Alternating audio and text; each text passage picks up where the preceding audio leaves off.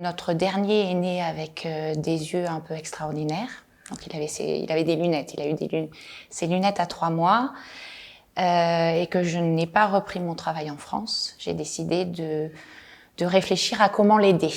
Donc on savait que c'était pas la phrase que je dis et qui est pas montée, qui est en fait peut-être que ce qu'il voyait était flou, mais pour que ça soit beau, c'était pas une histoire de lunettes, c'était une histoire de ce qui se passait là-haut. Donc j'ai monté Play2See comme une école de la perception. Peut-être qu'il verrait flou, mais ce serait beau. Et pour que ça soit beau, c'est une façon de voir le monde, d'interagir avec les autres, d'interagir avec le monde, de s'intéresser, d'être curieux.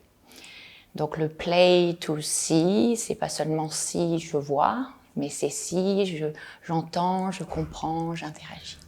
Donc c'est comme ça que j'ai démarré Play2See. Stéphanie, raconte-moi, comment est-ce que tu es arrivée à Singapour? Alors je suis arrivée en Singapour la première fois en 2001, au moment de la révolution Internet, pour travailler dans les téléconférences.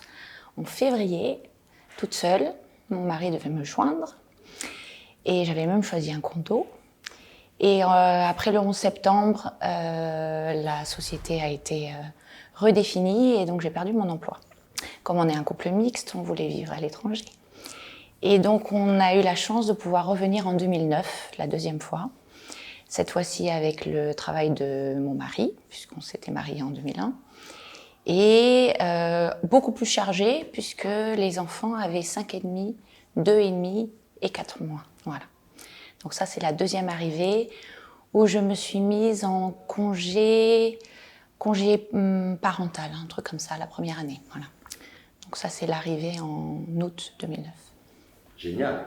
Donc tu es arrivée et qu'est-ce qui t'a inspiré justement en tant qu'expat finalement à créer Play2See ici à Singapour? En connexion avec Singapour, mon petit bout qui avait 3 mois, qui avait 1 an, qui avait 2 ans et qui avait des lunettes d'hypermétrope, se retrouvait dans un pays qui est le pays roi pour la myopie. La myopie, pourquoi? Parce qu'il y a une partie génétique, parce que les Singapouriens étudient beaucoup, donc sont beaucoup devant des livres et donc dans un environnement de travail proche, à 30 cm. Et le troisième critère, c'est qu'ils ne vont pas beaucoup dehors.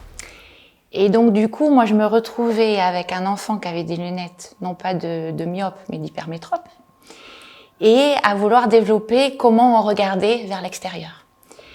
Et en même temps, le Play2See, c'était la tagline que j'avais trouvée, c'était « How to see far and out of the box ». Le « How to see far », c'était une façon en fait de faire un clin d'œil avec la myopie.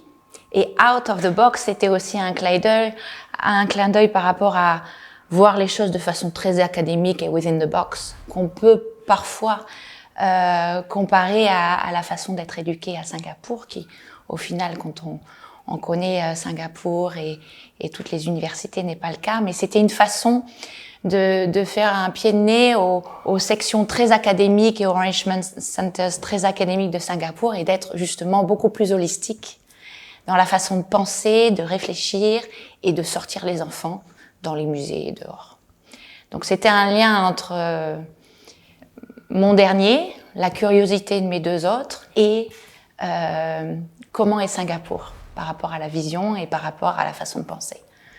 Donc ça faisait un petit clin d'œil. Ouais. Donc un démarrage qui a coulé de source finalement. Qui était naturel, ouais. Le démarrage de Play2See était naturel. Il y a eu deux, 3 déclencheurs.